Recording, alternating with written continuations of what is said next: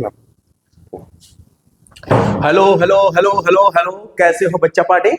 तो आज मैं आपके लिए लेकर आया हूँ वीडियो रेस्ट और मोशन। मतलब कहने का अर्थ है कि मैंने इससे पहले एक वीडियो अपलोड किया था आपके लिए। हाँ, तो वो थोड़ा सा कहीं से प्रॉब्लम आया था, तो उसका जो सेकंड पार्ट है उस पार्ट को आज मैं अपलोड कर दूंगा। मगर ये वीडियो तभी आपको समझ में आएगा जब आपने फर्स्ट पार्ट को देख रखा है। तो आज की वीडियो में, आज का जो वीडियो होगा वो हम क्या क्या डिस्कस करेंगे ना आज की वीडियो में, उसके बारे में ध्यान से समझते हैं। क्योंकि सबसे पहले वीडियो में हमने ये बात कर लिया था आपसे कि मोशन क्या होता है, और क्या बातें किया था उसमें मैंने, बॉडी रेफरेंस पॉइंट क्या होता है। रेफरेंस पॉइंट एक लाइन में भी हो सकता है, प्लेन में भी हो सकता है, स्पेस में भी हो सकता है, सारी बात कर लेते हैं। आज का जो टॉपिक हम लोग डिस्कस करने वाले हैं वो टॉपिक डिस्कस करने वाले हैं रेस्ट और मोशन की। रेस्ट क्या होता है और मोशन क्या होता है, किस बॉडी को हम लोग रेस्ट में बोलेंगे और मोशन में बोलेंगे। तो चलते हैं, इनको फटाफट हम लोग लिख लेते हैं पॉइंट्स को, ताकि आपको समझना आसान हो। चलिए बात को समझते हैं कि रेस्ट क्या होगा। तो लिखिए, अ body is said to be in rest if position of body changes with time with respect to WRT का मतलब होता है with respect to ऑब्जर्व। मतलब कोई बॉडी टाइम के अकॉर्डिंग अपने पोजीशन को चेंज कर रहा है। जैसे मान लीजिए कि मैं 9 बजे यहाँ पे हूँ और अगले टाइम 1 घंटे बाद 10 बजे आपने देखा कि मैं बाहर किसी ग्राउंड में मिला आपको। इसका मतलब क्या हो गया कि मैंने अपने पोजीशन को चेंज किया है। और पोजीशन को चेंज करने का मतलब क्या हो गया कि मैं कहीं ना कहीं मोशन में रहूंगा। तो इसमें क्या कहता है, body is said to be in rest if position of a body change. गलत लिखा है, देखिए ये जो डेफिनेशन है ये मोशन वाला है। इसमें क्या आएगा, a body is said to be in rest if position of the body, यहाँ पे चेंजेस की जगह इस डेफिनेशन को मोशन कर लो, बोलो ये हो गया मोशन। तो बताएं ये वाला क्या हो जाएगा, आपका रेस्ट हो जाएगा। तो बताइए रेस्ट का डेफिनेशन क्या होगा, सोचिए रेस्ट का डेफिनेशन क्या होगा। A body is said to be rest if it does not change their position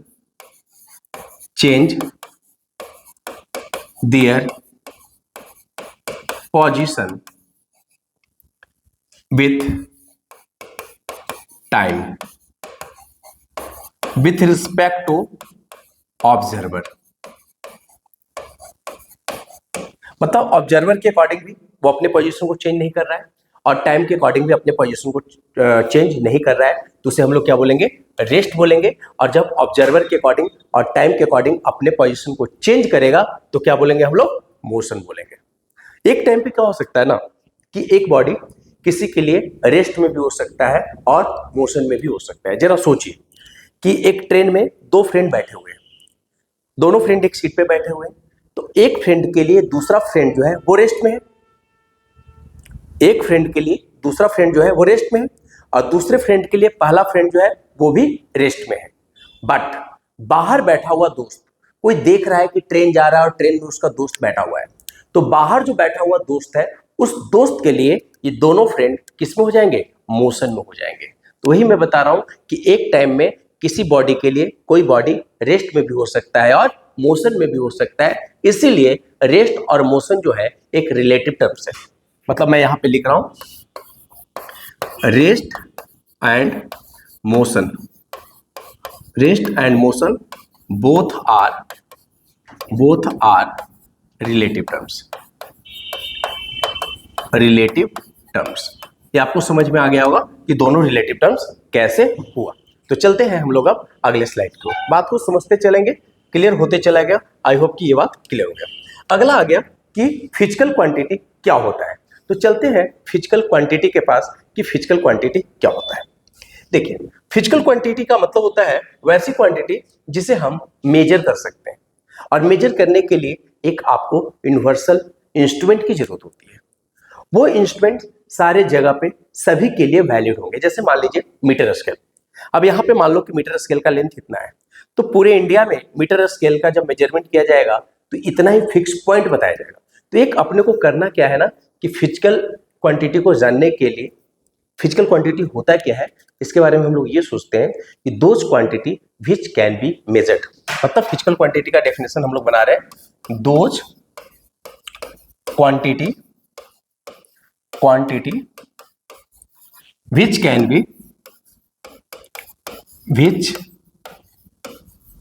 be measured, जिसको आप मेजर कर सकते हो। और मेजर किससे करेंगे, कोई ना कोई फिजिकल इंस्ट्रूमेंट होना चाहिए आपके पास। ऐसा नहीं भाई कि बित्ता से नाप लेते हैं, हाथ से नाप लेते हैं। यदि हाथ और बित्ते से नापिएगा तो सोचिए जरा क्या होगा। जैसे मान लीजिए मेरे हाथ का लेंथ इतना है, छोटा बच्चा है उसका हाथ का लेंथ छोटा होगा, तो उसके अकॉर्डिंग तो अलग अलग लेंथ आ जाएगा ना। मैं बोलूंगा कि इस बोर्ड का, मान लीजिए मेरे पास बोर्ड है, मैं बोलता हूँ कि 4 बित्ते का ये बोर्ड है। मेरा चुन्नू मुन्नू आएगा, वो बोलेगा नहीं नहीं नहीं पापा ये 10 बित्ते का है। बोल सकता है कि नहीं बोल सकता है। तो इसके लिए अपने पास क्या होना चाहिए, एक फिजिकल इंस्ट्रूमेंट होना बहुत जरूरी है। मतलब कहने का अर्थ है ना, एक लाइन में समझा जाए कि फिजिकल क्वांटिटी में होता क्या है कि मैग्नीट्यूड के साथ साथ यूनिट का होना बहुत जरूरी है। क्या होना चाहिए, एक तो मैग्नीट्यूड होना चाहिए, और मैग्नीट्यूड के साथ साथ क्या होना चाहिए आपके पास, यूनिट। कौन सा यूनिट, फंडामेंटल यूनिट। मैंने आपको 7 फंडामेंटल यूनिट का नाम बताया है। अगले वीडियो में जब हम आएंगे तो आपको 7 फंडामेंटल यूनिट आपको करवाएंगे कि 7 फंडामेंटल यूनिट कौन से हैं, और 2 और सप्लीमेंट्री यूनिट है। मतलब टोटल यूनिट जो है वो 9 होते हैं। तो उसकी बात बाद में करेंगे। बात करते हैं कि स्केलर क्वांटिटी क्या होता है और वेक्टर क्वांटिटी क्या होता है। मतलब फिजिकल क्वांटिटी को 2 पार्ट में बांटते हैं, one is scalar and second one is vector quantity. तो स्केलर क्वांटिटी क्या होता है, जिसके पास केवल मैग्नीट्यूड होता है। Those quantities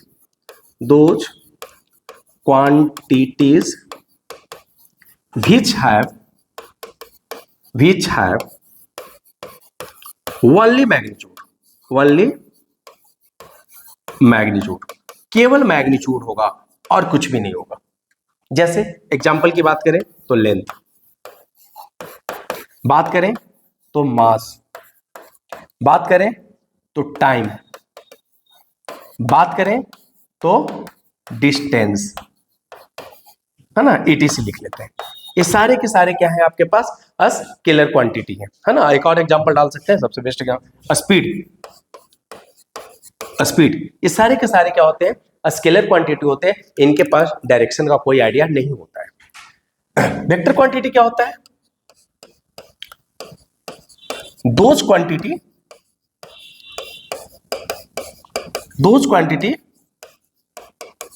which have magnitude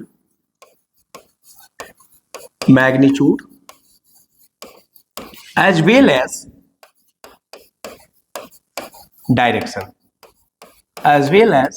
direction, जिसके पास मैग्नीट्यूड भी हो और डायरेक्शन भी हो, उसे हम लोग क्या बोल सकते हैं, वेक्टर क्वांटिटी। मतलब कहने का अर्थ है कि सर मैग्नीट्यूड तो होना चाहिए, लो मैंने लिख दिया मैग्नीट्यूड तो होना चाहिए, और साथ साथ क्या होना चाहिए, डायरेक्शन का होना बहुत जरूरी है। मतलब मैग्नीट्यूड प्लस डायरेक्शन। एग्जांपल की बात करें, एग्जांपल क्या आएगा, तो इसमें सबसे बेस्ट एग्जांपल आएगा डिस्प्लेसमेंट। मैंने आपको डिस्प्लेसमेंट पहले बता रखा है वीडियो में कि डिस्टेंस और डिस्प्लेसमेंट क्या होता है, देख लीजिएगा। बात करते हैं वेलोसिटी, इन सब के साथ डायरेक्शन असाइन होता है। फोर्स, बात करते हैं मोमेंटम, बात करते हैं टॉर्क, ETC लिख लेते हैं। ये सारे के सारे क्या है आपके पास, वेक्टर क्वांटिटी है। एक क्वेश्चन आता है कि सर करेंट कौन सा क्वांटिटी है। करेंट के पास मैग्नीट्यूड भी है और डायरेक्शन भी है, बट करेंट जो है एक स्केलर क्वांटिटी है। तो करेंट का जो एग्जांपल आएगा वो क्या आएगा, करेंट किस में आएगा, स्केलर क्वांटिटी में आएगा। क्यों आता है, ये बात को ध्यान से समझते हैं। ये जो है वेक्टर क्वांटिटी जो है, this one is the vector quantity, ये एक सर्टेन लॉ को फॉलो करता है, जिसको हम लोग बोलते हैं वेक्टर अलजेब्रा। मतलब वेक्टर क्वांटिटी जब भी फॉलो करेंगे ना, पढ़ाई करेंगे ना, तो ये क्या करता है, ये कौन से रूल्स को फॉलो करता है, वेक्टर क्वांटिटी फॉलो लिख सकते हैं, इट फॉलोज वेक्टर एलजेब्रा। आप ना अभी पढ़ रहे हो रियल नंबर में, आपने एक एलजेब्रा पढ़ा होगा जिसमें a+b का होल स्क्वायर, a - b का होल स्क्वायर चल रहा होगा।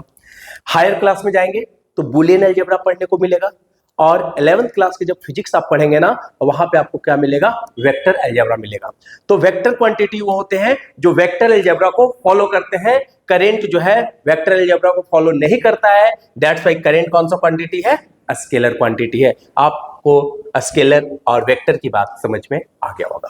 तो चलते हैं अगले टॉपिक के पास, बिना टाइम वेस्ट किए सारे टॉपिक को हम लोग जल्दी जल्दी से निपटा लेंगे। अच्छा, अभी ये भी बाकी है, डिस्टेंस पैरामीटर्स ऑफ मोशन। अब मोशन के दो पैरामीटर्स हैं, one is distance and second one is the displacement. बात को समझते हैं कि डिस्टेंस क्या होता है। जैसे दो पॉइंट होते हैं, एक स्टार्टिंग पॉइंट होता है और एक फिनिशिंग पॉइंट होता है। स्टार्टिंग पॉइंट से फिनिशिंग पॉइंट पे जाने के कई रास्ते होते हैं। तो कोई बॉडी जो है अलग अलग रास्ते से, हो सकता है वो रास्ता बड़ा मुश्किल भी हो, कैसे कभी मैथ में शॉर्टकट बनाते हैं, कभी कोई कोई मैथ में बड़ा अलग मेथड से बनाता है, आंसर तो सबका सेम आता है। तो मेथड अलग हो सकते हैं, वो अलग बात है कि कोई इजी मेथड होगा, कोई टफ मेथड हो सकता है। दैट्स वाई डिस्टेंस की बात जब हम लोग करेंगे तो डिस्टेंस की स्टडी ये करते हैं कि actual path covered by a body between two points, मतलब दो पॉइंट्स का एक्चुअल पाथ। देखो मैं लिखता हूं, actual path covered by a body between two points. जैसे मान लीजिए एक पॉइंट ये है, दूसरा पॉइंट ये है, ये आपका स्टार्टिंग पॉइंट है ओरिजिन, और ये आपका फिनिशिंग पॉइंट है ए।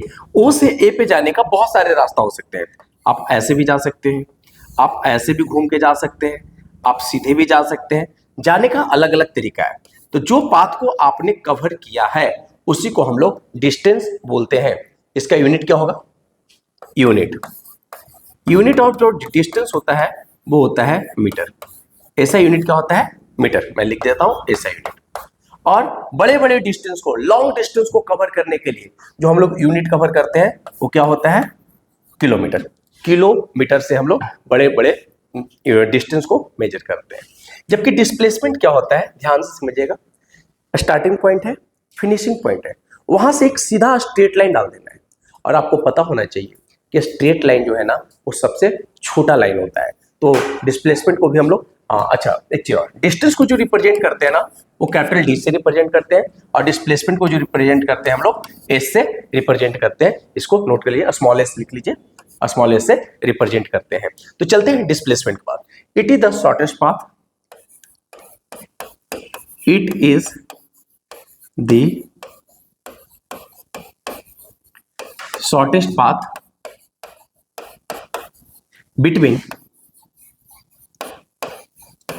between टू पॉइंट्स, मतलब दो पॉइंट्स का शॉर्टेस्ट पाथ। और आपको पता होना चाहिए कि जो शॉर्टेस्ट पाथ होता है ना, शॉर्टेस्ट लेंथ जो होता है ना, वो एक स्ट्रेट लाइन होता है।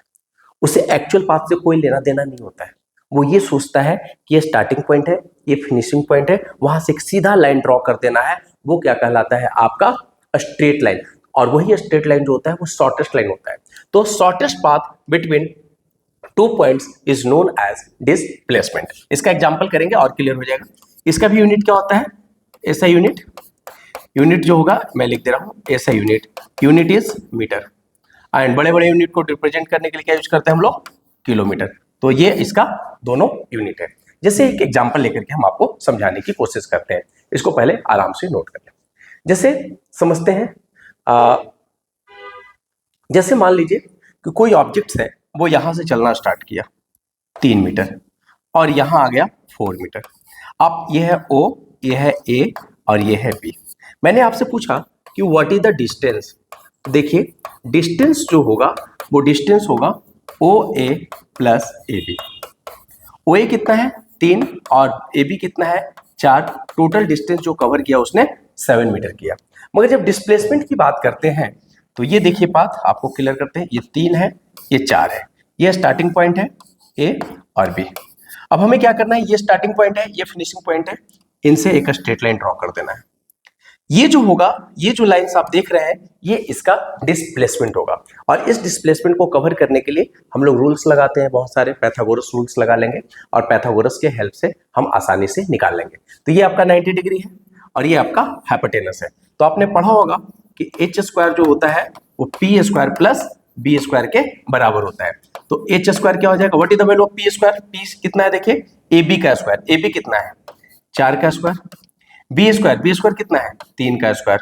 सॉल्व करेंगे तो h बराबर आएगा 25 का अंडर रूट, बिकॉज 4 का स्क्वायर 16 और 3 का स्क्वायर 9, 16 और 9 कितना 25 का स्क्वायर रूट कितना आएगा 5। तो h की वैल्यू जो आएगा वो 5 आएगा और इसका डिस्प्लेसमेंट कितना हो जाएगा 5 हो जाएगा। आई होप कि ये बात आपको बिल्कुल क्लियर होगा। मतलब कहने का अर्थ ये है ना कि एक स्ट्रेट पाथ जब रहेगा ना, बात को समझते हैं, जब आपका पाथ ऐसे समझते हैं इसको, यस, बात को बहुत अच्छे से समझने की जरूरत है। चलिए बात ऐसे समझते हैं कि जैसे मान लीजिए कि आपके पास कोई स्ट्रेट पाथ है, ये मान लीजिए स्ट्रेट पाथ है, तो इस पे डिस्टेंस और डिस्प्लेसमेंट का मैग्नीट्यूड दोनों सेम होगा। मतलब 5 मीटर का डिस्टेंस इसने कवर किया तो डिस्प्लेसमेंट भी सेम होगा।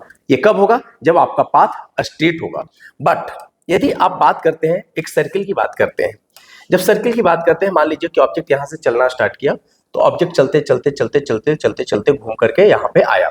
तो डिस्टेंस की जब बात करेंगे तो डिस्टेंस जो होगा वो 2 पाई आर होगा। और डिस्प्लेसमेंट की जब बात करेंगे तो जब यहां से चला और यहीं पे आकर के पहुंच गया तो डिस्प्लेसमेंट कितना हो जाएगा आपके पास 0 हो जाएगा। तो डिस्प्लेसमेंट 0 भी हो सकता है, डिस्टेंस से छोटा भी हो सकता है, डिस्टेंस के बराबर भी हो सकता है, मगर कभी भी डिस्टेंस से बड़ा नहीं होगा।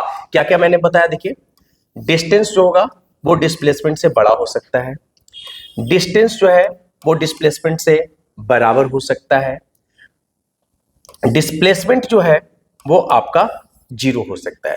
और ये कहां पे होगा, ये होगा क्लोज पाथ पे, या आपने जहां से चलना स्टार्ट किया और फिर उसी जगह पे आ गए तब डिस्प्लेसमेंट आपका 0 होगा। कहने का अर्थ है कि डिस्टेंस जो है वो हमेशा डिस्प्लेसमेंट से बड़ा होगा या तो डिस्प्लेसमेंट से बराबर होगा, कभी भी डिस्प्लेसमेंट डिस्टेंस से बड़ा नहीं हो सकता। तो आई होप कि ये भी बात समझ में आया होगा। जैसे और बात करते हैं, जैसे मान लीजिए कि मैंने ये आपके लिए लिया, एक रेक्टेंगल ले लिया, ये ए है, ये बी है और ये मान लीजिए कि ए है। अब आपसे डिस्टेंस की बात करें तो डिस्टेंस देखिए क्या होगा, यहां से चलना स्टार्ट हुआ, ये पॉइंट है ओ ए बी सी। अब ओ ए बी सी की बात हुआ तो डिस्टेंस की बात करेंगे तो डिस्टेंस जो आपका लिखाएगा वो लिखाएगा ओ A plus A B plus B C, मतलब A plus B plus A. Solve करेंगे तो आएगा 2a प्लस बी। जबकि डिस्प्लेसमेंट की बात किया जाए तो डिस्प्लेसमेंट के लिए क्या करेंगे, ये स्टार्टिंग पॉइंट है, ये फिनिशिंग पॉइंट है, एक स्ट्रेट लाइन मिला देंगे। तो जब डिस्प्लेसमेंट की बात किया जाएगा तो देखिए डिस्प्लेसमेंट क्या होगा, डिस्प्लेसमेंट क्या होगा, तो डिस्प्लेसमेंट क्या होगा, यहां सी वाला लाइन, ये बी है तो ये भी कितना हो जाएगा बी, तो डिस्प्लेसमेंट कितना हो जाएगा बी। तो ये था आपके पास डिस्टेंस और डिस्प्लेसमेंट का कंसेप्ट। तो चलते हैं हम लोग आगे की वीडियो को समझते हैं, जल्दी जल्दी देखते हैं, काफी टाइम हो रहा है मैं देख रहा हूं। हाँ तो चलते हैं अगले क्वेश्चंस के पास। हाँ यहाँ पे आपके लिए क्वेश्चन आया है, देखिए क्वेश्चन है, उस क्वेश्चन से पहले और कोई कंसेप्ट है क्या, चलिए इस कंसेप्ट को पहले समझते हैं, उसके बाद उस क्वेश्चन को करेंगे आराम से। क्या कहता है, which of the following is universally truth, कौन सा कंसेप्ट जो है वो बिल्कुल सही है। तो देखिए सही कौन कौन है, डिस्प्लेसमेंट डिस्टेंस के बराबर है, हाँ हो सकता है, कब, जब पाथ स्ट्रेट होगा, जब पाथ स्ट्रेट होगा तो डिस्टेंस और डिस्प्लेसमेंट बराबर होगा, कोई दिक्कत नहीं। डिस्प्लेसमेंट ग्रेटर देन डिस्टेंस, अभी बताया था मैंने कि डिस्प्लेसमेंट कभी भी डिस्टेंस से बड़ा नहीं हो सकता है, तो ये आपका गलत है। डिस्प्लेसमेंट लेस देन डिस्टेंस, हाँ डिस्प्लेसमेंट जो है वो डिस्टेंस से छोटा हो सकता है, ये भी बात बिल्कुल सही है। उसके बाद कहता है displacement not equal to distance, मतलब डिस्प्लेसमेंट डिस्टेंस के बराबर नहीं हो सकता भाई, स्ट्रेट पाथ पे डिस्टेंस और डिस्प्लेसमेंट सेम हो सकता है, तो ये भी क्या है आपका गलत स्टेटमेंट है। तो ये 4 पॉइंट्स आपको ट्रू फॉल्स के लिए आए तो आप आसानी से कर लीजिएगा। चलते हैं एक और क्वेश्चन के पास, जल्दी जल्दी क्वेश्चंस कर लेंगे तो खत्म हो जाएगा। ये लास्ट क्वेश्चन है आज का शायद। हाँ, एक क्वेश्चन, दो क्वेश्चन है, चलते दोनों क्वेश्चन को आसानी से कर लेते हैं। क्वेश्चन ये कहता है a body moves in a circular path, find the distance and displacement for A to B, A B C, A B C D, A B C D A. मतलब क्वेश्चन ऐसा है, मैं क्वेश्चन सब मुझे याद है, मैं क्वेश्चन सारा आपको एक्सप्लेन कर रहा हूं व्हाइट बोर्ड पे। ये आपके पास एक बॉडी है, ये इसका सेंटर है और इसका रेडियस कितना है 7 है, मैंने लिखा 7 मीटर। पेन चेंज कर लेते हैं, पेन ब्लू ले लेते हैं नहीं। और ये है आपके पास ए, ये पॉइंट है बी, ये पॉइंट है सी और ये पॉइंट है डी। आपसे पूछ क्या रहा है, आपसे पूछ रहा है कि ए से बी के पास जाएगा तो डिस्टेंस कितना होगा, इसके बाद सी पे जाएगा तो कितना होगा, डी पे जाएगा तो कितना होगा, और चारों जो है इक्वली बटा हुआ है, मतलब 90 डिग्री 90 डिग्री 90 डिग्री 90 डिग्री इस तरह से बटा हुआ है। तो हम बात करते हैं, सबसे पहले हम डिस्टेंस निकालकर आपको दिखाते हैं कि डिस्टेंस कितना होगा। तो सबसे पहला क्वेश्चन है आपके पास, क्वेश्चन नंबर फर्स्ट ये है आपके पास कि ए से बी तक जाने के लिए डिस्टेंस कितना लगेगा। तो जरा आप गौर से देखिएगा कि ये जो पार्ट्स है, ये आर्क लेंथ जो है पूरे सरकमफ्रेंस का चौथा पार्ट है, मतलब 1/4 पार्ट है। यदि हम सरकमफ्रेंस निकाल करके 1/4 से इसको मल्टीप्लाई कर देंगे तो लेंथ ऑफ द आर्क आपको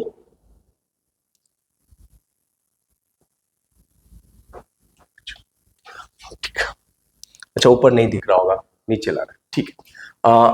आपसे ये पूछ रहा है ए से बी का डिस्टेंस, आपसे पूछ रहा है कि ए से बी का डिस्टेंस कितना है। पहला क्वेश्चन यही है ना, पहला क्वेश्चन है आपका, यहाँ पे देखिए ए से बी का डिस्टेंस क्या है।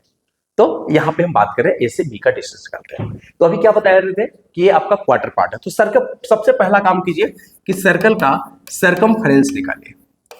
सर्कल का सरकमफेरेंस, पता है ये सरकमफेरेंस क्या होता है 2πr।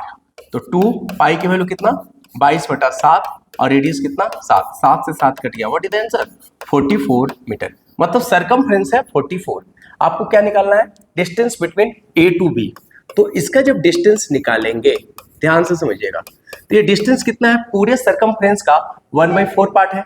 तो सरकमफ्रेंस कितना है आपके पास 44, और ये वाला पार्ट कितना है पूरे सर्किल का, पूरे सर्किल का 1/4 है, तो 1/4 कटिंग कर देंगे, what is the answer 11 metre. तो ए बी का डिस्टेंस आ गया 11 मीटर। चलते हैं ए से बी और बी से सी, ए से बी और बी से सी। तो जरा सोच के बताइए कि ये यदि 11 है तो ये भी कितना होगा 11 ही होगा। तो सिंपल तरीके से आप ये भी बोल सकते हैं कि सर ए से बी और बी से सी 11 गया है, तो ये वाला डिस्टेंस जो होगा वो आपका 22 मीटर होगा। बट आप इसको रूल से बनाना चाहते हैं तो देखिए डिस्टेंस क्या लिखेंगे, डिस्टेंस इक्वल टू क्या हो जाएगा जो आपका सरकमफ्रेंस है, व्हाट इज द सरकमफ्रेंस 44। और यहां से जब चलकर यहां पे पहुंचा है तो ये उसका हाफ पार्ट कवर किया है, तो हाफ पार्ट 2 से मल्टीप्लाई करेंगे, 1/2 से सॉल्व करेंगे, आंसर क्या आएगा 22 मीटर। चलते हैं तीसरा क्वेश्चन के पास। तीसरा क्या कहता है ए से बी, बी से सी और सी से डी। तो ए से बी, बी से सी और सी से डी, तो ये 11 है, ये 11, तो ये भी कितना होगा 11 होगा। और इसको हम बोलते हैं 3/4 पार्ट। ये पूरे सरकमफ्रेंस का 3/4 पार्ट है। तो इसको सॉल्व कीजिए, कितना आएगा जरा देखिए 44 टोटल सरकमफ्रेंस और इसका 3/4 पार्ट, 4 से कट गया 11, सॉल्व करेंगे, what is the answer 33 metre. तो डिस्टेंस जो आया ए से बी का, बी से सी का और सी से डी का, आंसर कितना आएगा 33 मीटर। अब खुद बताइए चौथा क्वेश्चन का आंसर बताइए, ए से बी, बी से सी और सी से डी और डी से ए, मतलब एक चक्कर घूम गया। एक चक्कर घूमने का मतलब सरकमफ्रेंस, और सरकमफ्रेंस 2πr है, मैंने वहां पे निकाल रखा है, what is the value 44 metre. I hope कि डिस्टेंस आपको बिल्कुल क्लियर हो गया होगा। अब चलते हैं डिस्प्लेसमेंट निकालने, सेम क्वेश्चन का डिस्प्लेसमेंट निकालते हैं। तो निकालते हैं यहाँ पे दूसरा डिस्प्लेसमेंट के लिए, एकदम सोचना है धीरे धीरे, है ना, क्लियर हो जाएगा। देखिए डिस्प्लेसमेंट, जब डिस्प्लेसमेंट हम लोग निकालेंगे तो ए से जब बी जा रहा है तो देखिए ए से बी, ए स्टार्टिंग पॉइंट है और बी फिनिशिंग पॉइंट है, मतलब आपको ये ए बी का डिस्टेंस निकालना है। और इस ए बी का डिस्टेंस जब निकालना है तो ये आपका है 90 डिग्री और ये आपका हाइपोटेनस, ये है बेस। तो जरा ये देखिए, ये रेडियस यदि 7 है तो ये वाला भी कितना होगा, 7। कहने का अर्थ है कि फिगर आपका ऐसा बन जाएगा। एक मिनट, ये फिगर आपका ऐसा बन जाएगा। तो फिगर ऐसा बना तो ये 7 है, ये 7 है, इसकी वैल्यू निकालना है। तो डिस्प्लेसमेंट निकालिए एबी का। एबी का डिस्प्लेसमेंट क्या होगा, ये आपका बेस है, ये परपेंडिकुलर है, ये हाइपोटेनस है। तो हमें निकालना है ए बी। तो ये वाला पोजीशन आपका ए बी है, ए बी हाइपोटेनस है। तो हाइपोटेनस क्या होगा, बेस का स्क्वायर प्लस परपेंडिकुलर का स्क्वायर। बेस कितना है, 7 का स्क्वायर प्लस 7 का स्क्वायर और इसका अंडर रूट होगा, है ना, ए बी है लिखा हुआ तो अंडर रूट। सॉल्व कीजिए, 49 प्लस 49 सॉल्व किया, कितना आ गया 98 का अंडर रूट। सॉल्व करेंगे क्या लिखा है, 7 इंटू 7 इंटू 2 का अंडर रूट। सॉल्व करेंगे, आंसर इज 7/2। क्या बात है, ए बी का डिस्प्लेसमेंट आ गया 7/2। चलिए दूसरा क्वेश्चन, ए से बी और बी से सी, ये आपका इनिशियल पॉइंट और ये आपका फाइनल पॉइंट। खुद बताइए क्या होगा, क्या ये एक डायमीटर है, यस सर। तो डायमीटर की वैल्यू क्या होता है, डायमीटर क्या होता है 2 इंटू रेडियस। रेडियस कितना है 7। सॉल्व करेंगे, आंसर कितना 14 मीटर। तो ये आपका 14 मीटर हो जाएगा। चलते हैं थर्ड वाले क्वेश्चन के पास। मुझे ये बताइए कि ये स्टार्टिंग पॉइंट था, यहां पे पहुंचा, यहां पे, तो ये वाला डिस्प्लेसमेंट कितना होगा। तो बेटा ये 7 है, ये वाला जब आपके पास कितना आया, इसको जब आपने निकाला तो 7/2 आया। तो इसको भी सॉल्व करेंगे तो कितना आएगा, 7/2 ही आएगा। अब सॉल्व तो करो। फिर लास्ट क्वेश्चन है इसका कि सर ए से चला बी पे, बी से चला सी पे, सी से चला डी पे, डी से चला ए पे, व्हाट इज द डिस्प्लेसमेंट। जहां से चला वहीं पे पहुंच गया, रिजल्टेंट 0। तो लास्ट वाले क्वेश्चन का रिजल्टेंट क्या होगा, 0 होगा। तो फट से इसका आंसर हम लोग लिख लेंगे। ये आपके पास क्वेश्चन था, ए से बी का डिस्टेंस बताइए। मैं एक पार्ट में डिस्टेंस लिख रहा हूं और एक पार्ट में डिस्प्लेसमेंट। तो ए से बी का डिस्टेंस कितना था, अभी हम लोग ने सॉल्व किया 11। डिस्प्लेसमेंट कितना है 7/2। ए से बी और बी से सी का डिस्टेंस कितना था 22। डिस्प्लेसमेंट कितना था 14। मीटर में है तो मीटर में। ए से बी से सी से डी, यह है कितना 33। और डिस्प्लेसमेंट की बात करें तो डिस्प्लेसमेंट कितना 7/2। ए से बी से सी से डी से ए, यदि हम इसकी बात करें तो डिस्टेंस कितना 44 और डिस्प्लेसमेंट की बात करें तो 0। तो ये था आपके पास इस क्वेश्चन का आंसर। और क्वेश्चन ये है कि ये सर्किल है, ये रेडियस 7 दिया हुआ है, ए है, बी है, सी है और डी है। तो आपको बताना है कि ए से बी जाएगा तो डिस्टेंस डिस्प्लेसमेंट क्या होगा, बी से सी जाएगा तो डिस्टेंस डिस्प्लेसमेंट कितना होगा, ए बी सी डी से डिस्टेंस डिस्प्लेसमेंट कितना होगा और ए बी सी डी ए का डिस्टेंस डिस्प्लेसमेंट कितना होगा। आई होप कि बहुत अच्छे से मैं समझा पाया हूं आपको। चलते हैं जल्दी से एक लास्ट क्लास करने बैठते हैं आपके लिए, है ना। लास्ट क्वेश्चन क्या कहता है वो देखते हैं। कहता है an object has moved through a distance, can it have zero displacement. क्या उसका जीरो डिस्प्लेसमेंट हो सकता है। अभी मैंने क्वेश्चन क्या करवाया था, सर्कुलर मोशन का। जब आपने गोल सा एक राउंड पूरा किया तो आपने देखा कि सरकमफ्रेंस 44 आया था, मगर उसका डिस्प्लेसमेंट कितना आया था 0। तो यस, इसका आंसर क्या होगा, an object has moved through a distance, can it have zero displacement. Answer yes, yes. क्या लिखेंगे, यस।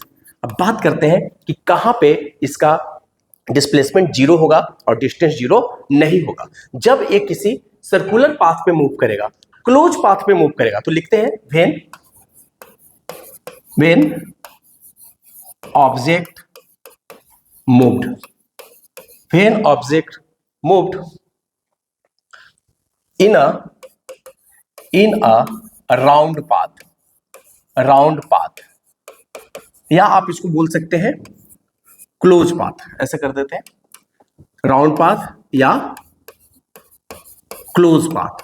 जब क्लोज पाथ होगा तब डिस्प्लेसमेंट कितना हो जाएगा 0, मगर डिस्टेंस कितना होगा एक्चुअल पाथ के बराबर। जैसे सरकमफ्रेंस वाली अभी बात किए थे, चला और वहीं पे पहुंच गया, what is the circumference 2πr, this one is the distance, what is the displacement 0।